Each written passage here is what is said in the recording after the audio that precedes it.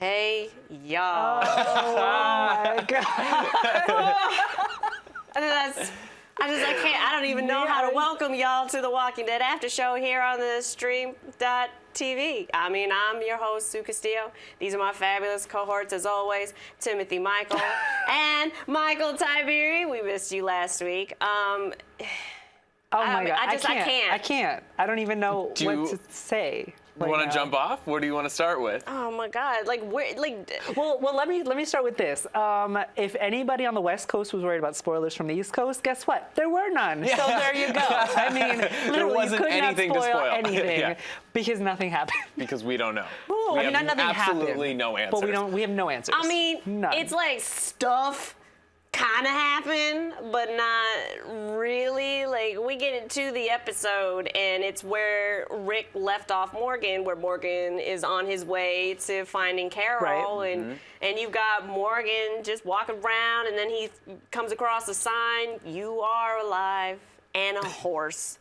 The hilltop person, missing that horse. Woo!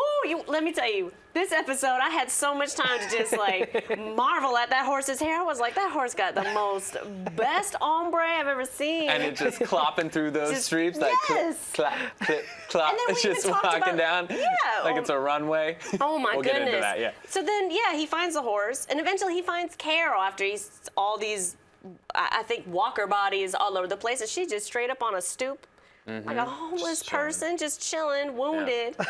And let's just talk about that conversation finally between them. Here's Morgan about that namaste life, and here Carol.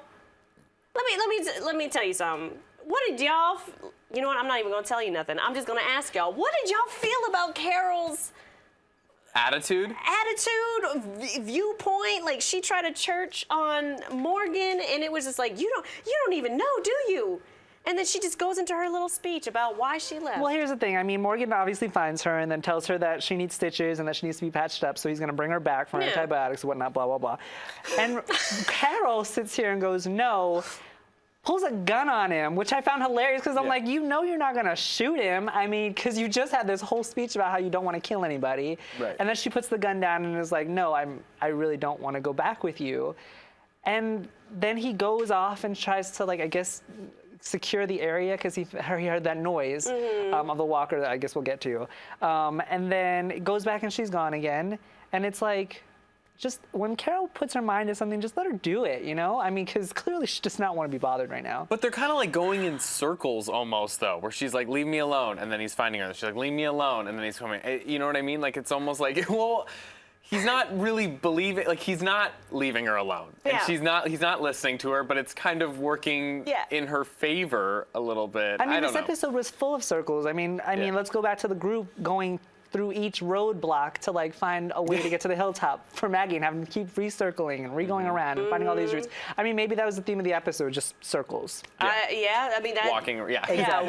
walking, circles. driving in circles. But I mean, it's hilarious that you describe it like that. Like she's like, no, leave me alone, and it just totally reminds me of Key and Peele, where it's like, Megan, your jacket, meow, and it's just Carol, just come on, Carol, we gotta go back. You're wounded. You need antibiotics. Meow. And then she takes off on her own, and then she takes off on her own. And then he follows her, and it's just But I know that she wants to be left alone, but her justification, y'all. Can we talk about her justification? No, we can't talk about her justification because her justification doesn't make any sense. Thank you. Like she said, you can't leave a secure place and be like, because I don't want to kill anybody anymore, and go out into this environment where you have to kill in order to survive. To live. But then especially at this if you're point, alone. I do want to point this out, though, because she said it to Morgan, and when she was shot and laying on the ground, and she was baiting this guy to come and kill her.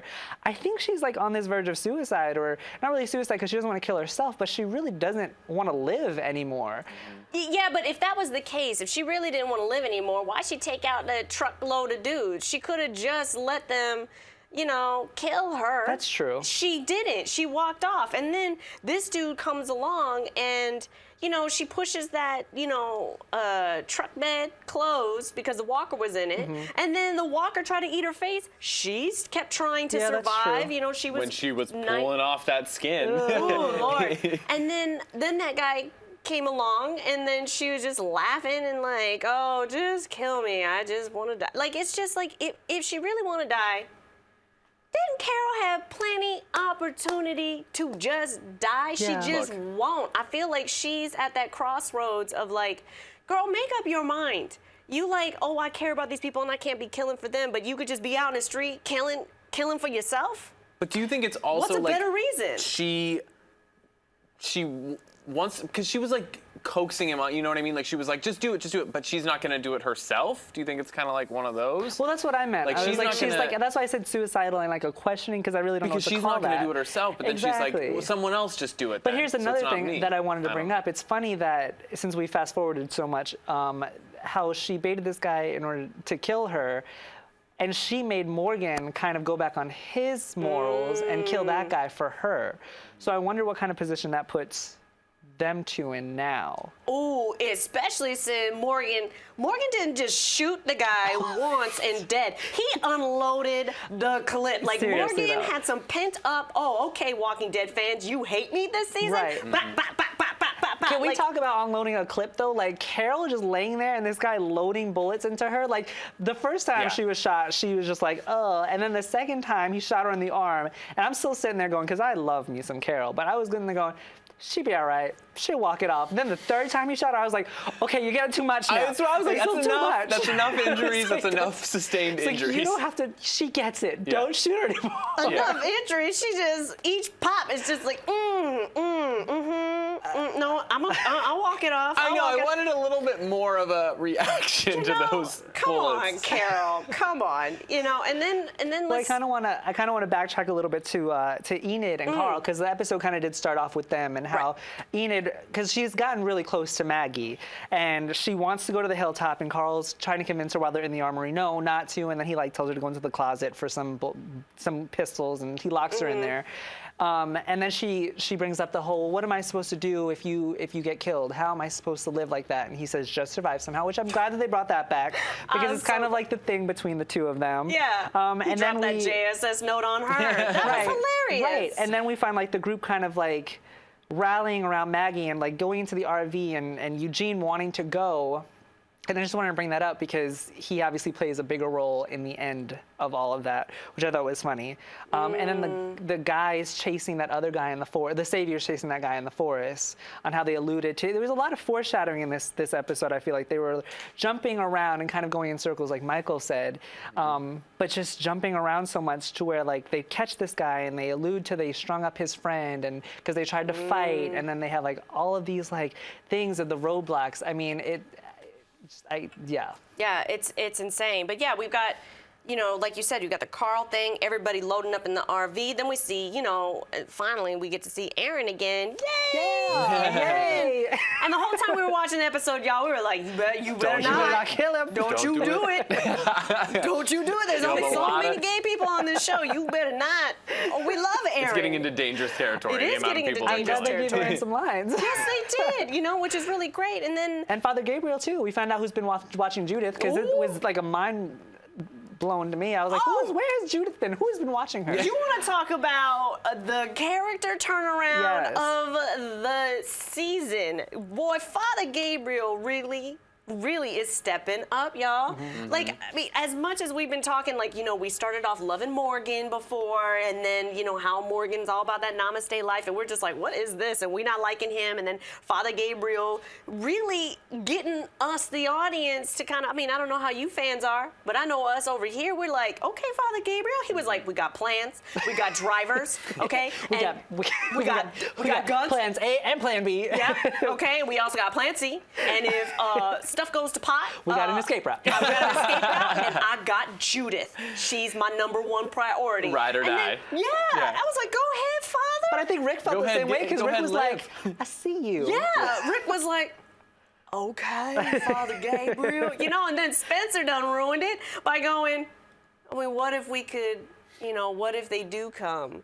Maybe we can, you know what I mean? Like, talk it out, like Spencer. No. I mean, Why? anybody who reads the comic books, I mean, if they're going to stick to it next season, because we have to wait till next season, is going to know how Spencer is. Just saying that. You really, okay, I don't know the comics. But based on your tone, I'm like, you really think Spencer gonna go towards the negative? I'm not spoiling anything. I know you're not spoiling anything. No. I'm just saying it sounds more You're negative alluding than positive. towards something. Yes. Yeah, you're very alluding towards something. Yeah. Thank you, see, Michael. but we'll see. So, okay, so we got everybody.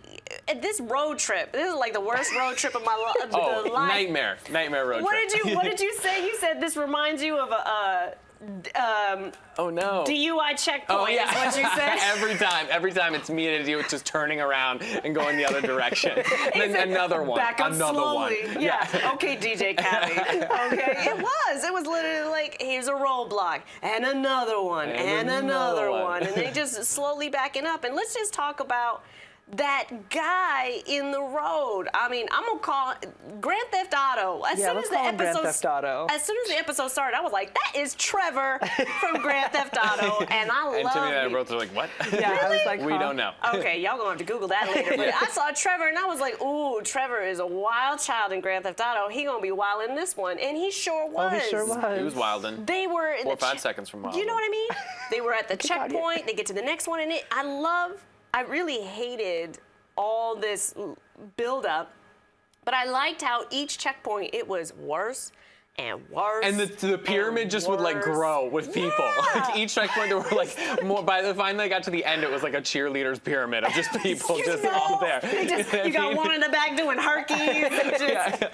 It just kept getting more and more. The guy from the Warriors, like, come out and But I mean, it was play. definitely a cat and mouse game between the Saviors and Rick's group. I mean, obviously Yeah. they were. I mean, after the third one, we kind of all were like, they're hurting them. Like Yeah. they're trying to get They them to knew go what they were doing, to to a specific point for a specific purpose, and that obviously was the plan, which I love because in the comics, Negan is very playful, sadistic, but playful. And this whole thing this doesn't happen in the comics, but it just alludes to his kind of mindset and his motives.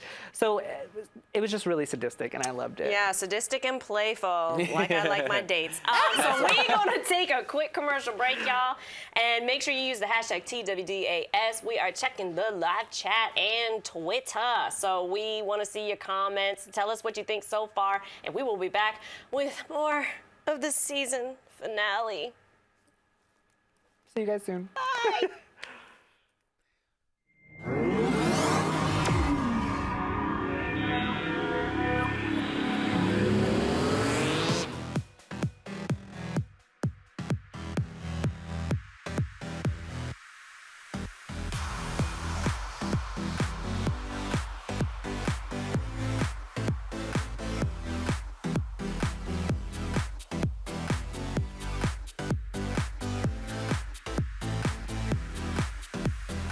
Just in case you missed it live. In case you missed it live. In case you missed it live. Oh, you'd want to take the time travel the whole way back. Oh my God. We had a crazy vampire threesome. And you can't unsee that. That's burned into my brain now. I was like, How did you get here? No. Look at me, I'm dancing. You know why we saying yes. You know why we saying yes. he was like, yeah, I'll tell you whatever you want. He is quite something. And we're like, inseparable. She was shadier than Sunglass Hut with Ray-Bans on sale, ladies and gentlemen. It wasn't. So come on. You just went to a totally different direction on that. When a billionaire goes broke, it means he's got like $4 million. Hold the phone, Hold on. bro. I found her to be deliciously out of control. Oh man, looking forward to this fight. Ooh, they about to get together. Watch, it's about to go down. Somebody better take some pictures of this. She just slapped the crap out of Nick. And he's just It's all good. You can't count anything out. Look at you. It's been another awesome night at the Stream.tv, guys. Thank you for joining us, you guys. We love you.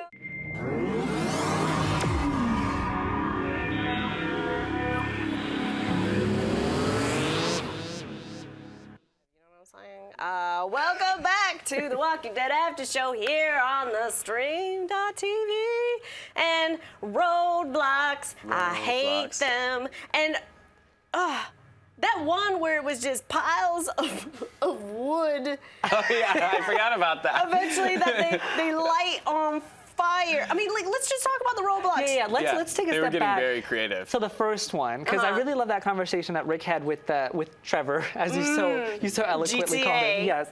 How like he steps out of the RV and he goes, "Do you want this to be your last day on Earth?" Which is the title of the episode. I'm glad that they threw that in there. And the guy goes, "Well, do you want it to be the last day on your Earth?" or whatever he says. And then he's like, "Look after the people in the RV as if this was your last day on Earth." And then they slowly back away like a DUI checkpoint. And then the second one, the second roadblock is more saviors. But at first we were like, is that the same group? Or did they just like take a shortcut or cut them off? And then Abraham obviously points out that it's the different guys, but the same kind of clothes. Yeah. So now we realize, okay, they have numbers. Yeah. Then the third roadblock was the walkers tied up in the chains and everything like that, Yeah. wearing Daryl and like Michonne's clothes and her hair. And then Rick snatched that weave and was like, what is this? And then the fourth roadblock was, oh gosh, what was it? It was it was the bunch of saviors, the one that you were talking about with the pyramid and stuff like that. And then the fifth one was the logs. Logs, yeah. And then they like threw that guy over That first the guy, overpass. the first roadblock that they were guy. chasing through the woods, knocked out his teeth, as you pointed out. Yes, which I they thought knocked was- his teeth out. Which is making a point, obviously. But then I love that conversation that they had at the fifth roadblock, which was when the guy was like, "You'll get to where you're going." Like they just kept baiting them, and they were like, "Okay, you go. You'll get to where you're going." Yeah. Which brings us to obviously the end. Yeah, and like let's talk about leading up, just the one moment leading up to the end with Eugene. You know, when Eugene made that call about you could see that Rick had that look on his face.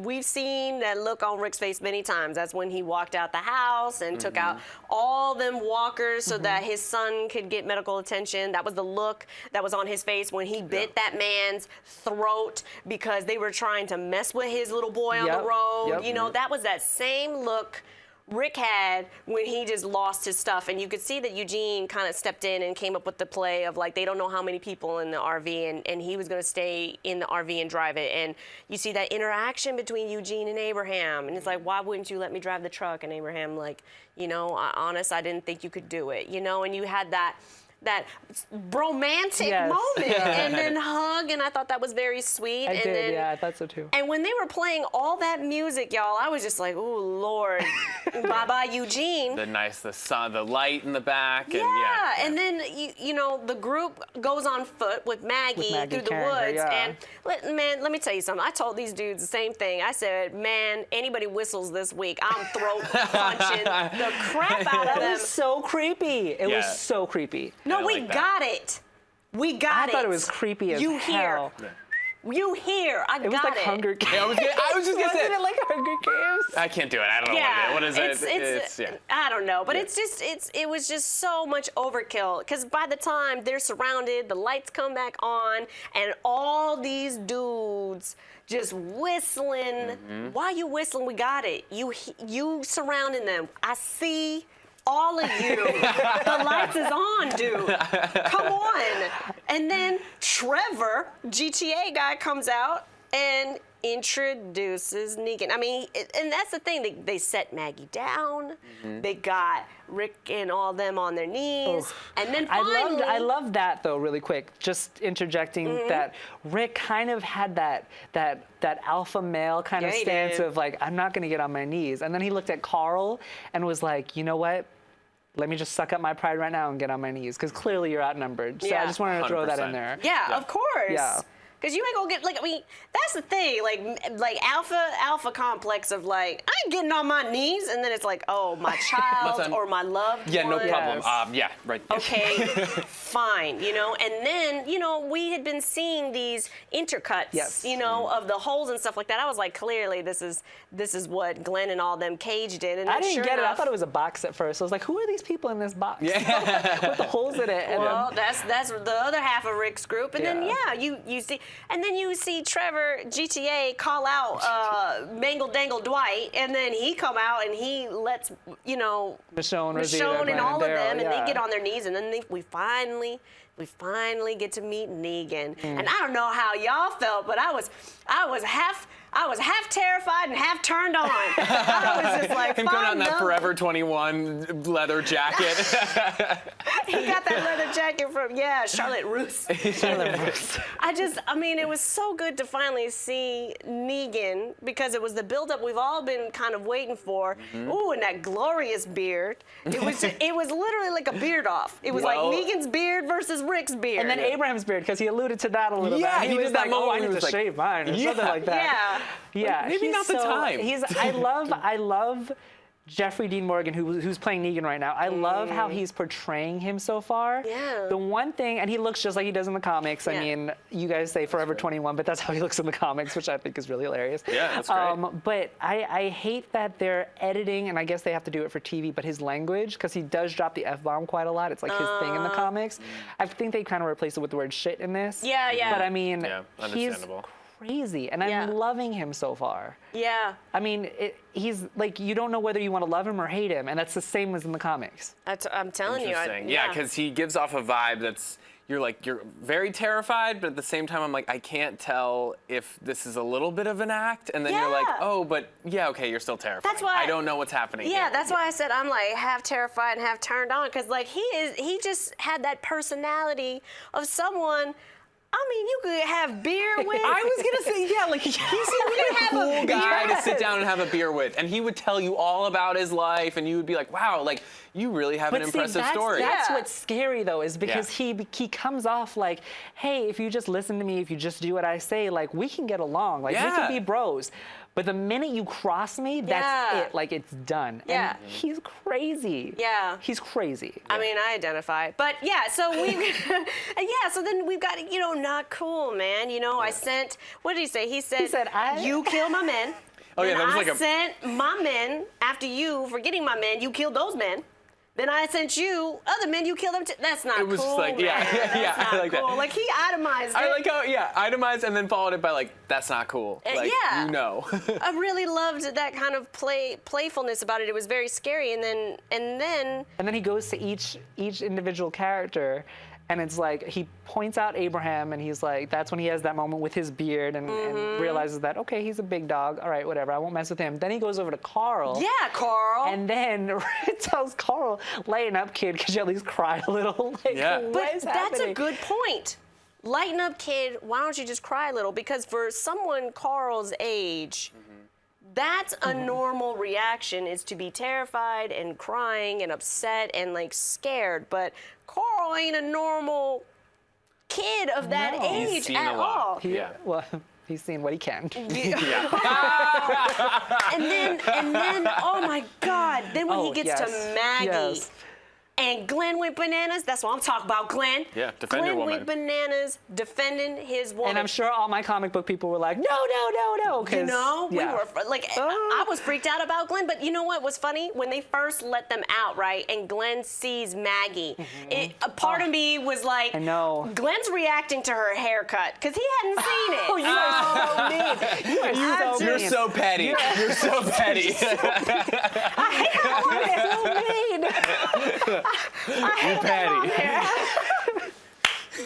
thought we were on a deep level. I'd leave it to your ass to like. Yeah, bring I it. thought that was gonna be like something super nice to come out of your mouth. Why did you think that? Why?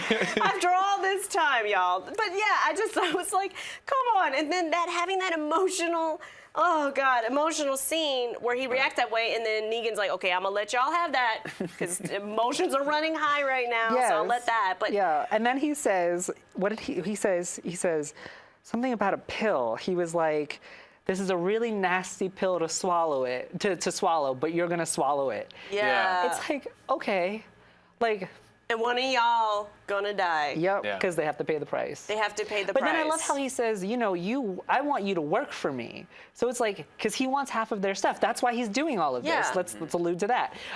He wants half of everybody's stuff, and then that obviously goes into next season. But that he has to kill somebody in order to teach Rick's group a lesson. That way they obey to what he wants.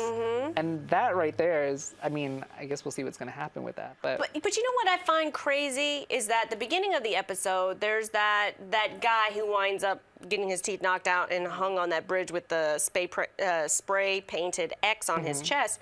They alluded to the fact that him and his group were in the library or whatever, right? And so they had to kill one. He was like, sorry, we had to kill one of your whatever. You were supposed to give us, you didn't follow directions, you know, that kind of thing.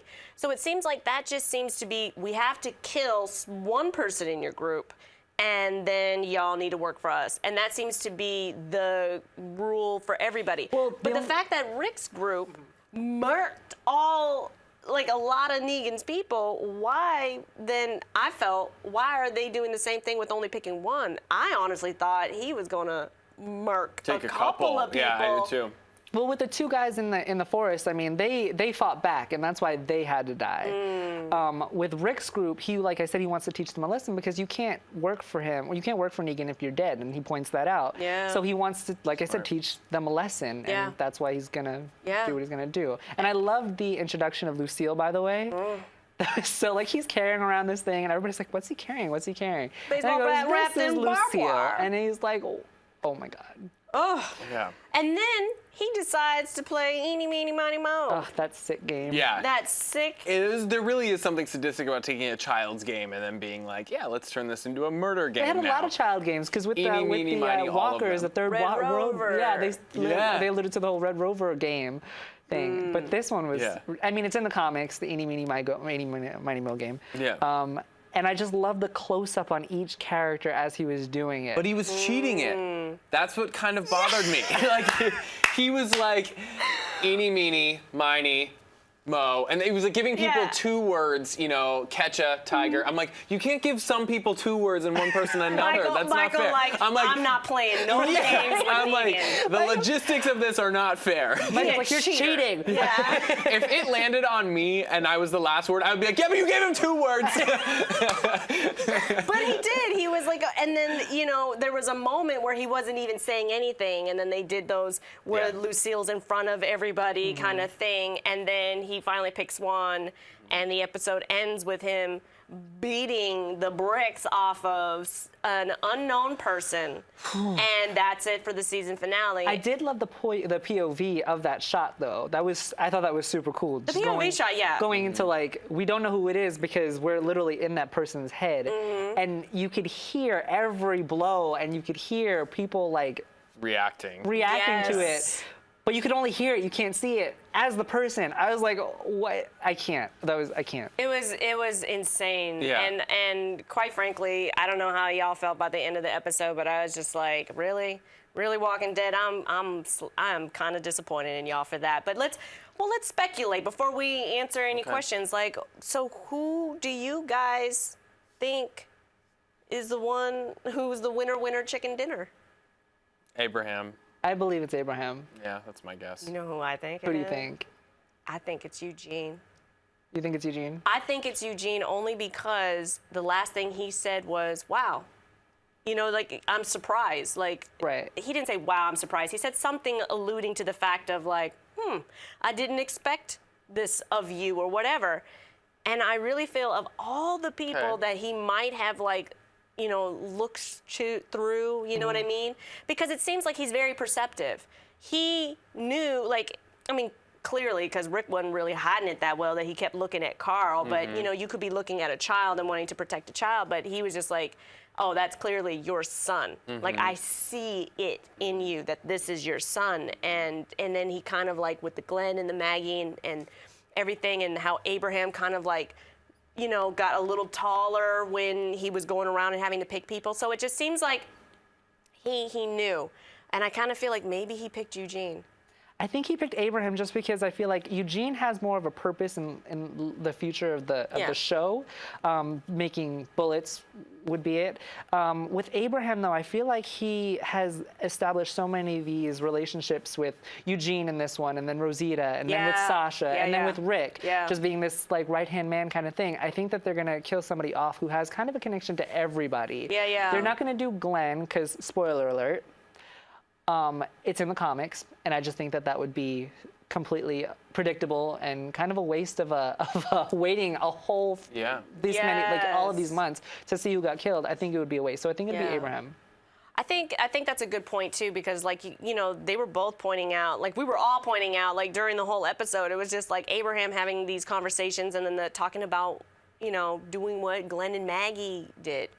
You know, like setting him up for this like sentimental, they were setting it up. Yeah. It's insane. I mean, you guys will have to let us know as well. But let's get into the questions. So we have our first questions from our friends over at underwalking.com. And the first question is from Cheryl Rathbun on Twitter, and Cheryl asked, "Does the group stay in Alexandria, and how did the deaths affect how they are going to do things?" So I guess in a way it's like after this, I guess the question would be then after all this happens, they survive, should they leave Alexandria? Well, here's the thing. I don't think that they can, because according to what Negan is saying, he needs them to work for him. So he's killing one person in order for them to learn a lesson and then to work and harvest all of this food and weaponry and I guess medicine to give him half. So I don't think that they would leave Alexandria because that's their safe haven. I mean, they've already worked so hard to kind of preserve it and make it what it is. So I don't think they would leave Alexandria, but I do think that this death, whoever it is going to be, is going to put in perspective for Rick, hey, maybe I need to listen to this guy. Maybe I need to just adhere to his rules for right now and see what I can do in the future. Yeah, I don't think they're going to rise up against them necessarily right away. Like, I think Rick is finally going to have to be like, I got to take a back seat on this one for like a second. Yeah. It just seems... I mean, just numbers alone. Yeah. Exactly. Yeah, there's no way. The numbers were ridiculous. I mean, seriously. Incredibly. This next season, Rick is going to have to implement a slow-burning path to, like, getting a bunch of people together, because I'm telling you, Negan's group gave me a Mississippi burning vibe. I was scared. Yeah. I mean, it was creepy. Yeah. The logs burning, guy hanging, and then that is a lot of men in camo and leather and guns, and it was a lot of dudes. It kind of gave me it was a sausage fest. Totally. Yeah, it was a total sausage party. yeah. It gave me a rapey vibe. I mean, and do we have any other questions? Well, there's a lot of things going around the chat right now just about who it was, and a lot of people are saying it could be Daryl, which I think we should put the kibosh on our theory. Let's touch up on that really quick. fast, yes. because that seems to be a popular theme that people are saying. To me, he landed on Daryl and said the last word. When other people are saying it has to be Daryl, I don't think it has to be Daryl. I don't think so at all. And I think, there is rumors on the internet floating around because he has another show coming out. Yeah. It would be too easy. It would be way too predictable. easy. Predictable. Yeah, to do plus there's such thing as being able to shoot off season. Newsflash, guys, you can do 2 shows. And there true. were several episodes that Daryl wasn't even in at all. So, you know what I mean? Like, during those times, he could have been, Norman Reedus could have been off filming in order to set up for the trailer for that new show and everything like that. But I don't really think that that's a good speculation. Some people said Glenn because... Yeah, everyone's trying to systematically break it down. Yeah, because of the people comic are saying books. He landed on R, fair. so Rosita would be it, when he landed on Daryl, or it's Michonne or Abraham, Who do you guys not want it to be, and who would you rather it be? Oh. Like, if you had to choose. Yeah. Well, I thought at one point he was going to make Rick choose. And then I was like, I thought that was the thing. Who would I want it to be? That's tough, saying who would I want to see go. Who would you want to be? But it's like, if the choice had to be made, who is the one person you just like absolutely do not do that? And then who is the person you'd be like, you know what? I don't want it to be Michonne. And if I had to pick for it to be somebody, it would be Rosita. Really? Because I just feel like I'm not connected to her as much. I just don't feel like she's had this character development for me. I think she's hot, she's beautiful, I love her. It would kill me, but if I had to pick somebody, I would pick Rosita. It's not going to be Rosita, I don't want it to be but Maggie. You do because of the haircut. You're like, I don't want sure. it to be Maggie. No, she's already dying with that haircut, so I just... You're such a mess. Yeah. You're such a She already dead with it, but go ahead. I absolutely do not want it to be her, and I don't think it will be. I think that would be almost cruel. Who do you want it to be? If you had to pick, Yeah, I mean, I think I would still stay with Abraham, to be honest. I mean, I personally I like Rosita. I think that if she can add, to the group and has more to. But see, I would say that about Abraham. Like he's got the muscle and the strength to kind of bring more. You're right, yeah. Yeah. Who would you say? Who would I not want to see? I would absolutely not want to see. I mean, don't get me wrong. His acting is kind of atrocious this season, but I wouldn't want to see Carl. That would break my heart, and I know that they wouldn't make that choice. I don't think they would. I don't know. I'm not a fan of kids, but that would break my heart. I just don't think that is a way. No, that's bad. And I wouldn't want to see Glenn. But who would you not want if you to see had to Glenn, pick? of course. Yeah. If I had to pick Sasha. Oh. I'm sorry. Yeah. I said it. Because I love Aaron too, and I wouldn't want it to be Aaron, but Sasha just rubs me the wrong way. She just does. I would rather see Abraham try and deal with losing something that he now finally has come to a certain, this is what I want and all this kind of shit.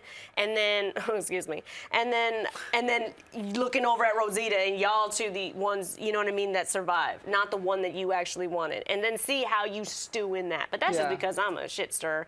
So, I mean, y'all. Who would make good TV? Just kidding. Yeah, who would make good television? But yeah, Sasha rubbed me the wrong way. You have any other questions? Just some shout outs. Oh, shout outs. We got some shout outs, y'all.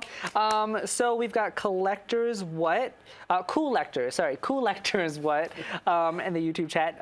GGMC, Josh Casper, JC Rican 88. Hey, holla to my Boricuas. Brandon Sinelli, Sonia Kenny, Stephanie Elliott, and Bugsy McCoy. Thank you guys for tuning in this entire season and giving us some of your feedback. We did so many because we're going to be on a little hiatus. Yeah. But thank you guys for tuning in and being loyal to our show because we really appreciate it. We couldn't be here without you guys. Yeah, we love it. And you know what? Use the hashtag TWDAS and stay connected with us. We also want to hear from you guys. Who do you think it is? And then based on just that, who do you absolutely not want it to be? And we'd like to see that in the comments section. And unfortunately, this is the season finale of The Walking Dead After Show. But Fear the Walking Dead is picking up, and you can see old episodes of both The Walking Dead After Show and Fear the Walking Dead After Show because we're that fucking awesome. So we love you guys. Love you guys. And we'll see you next season. Thanks for tuning in.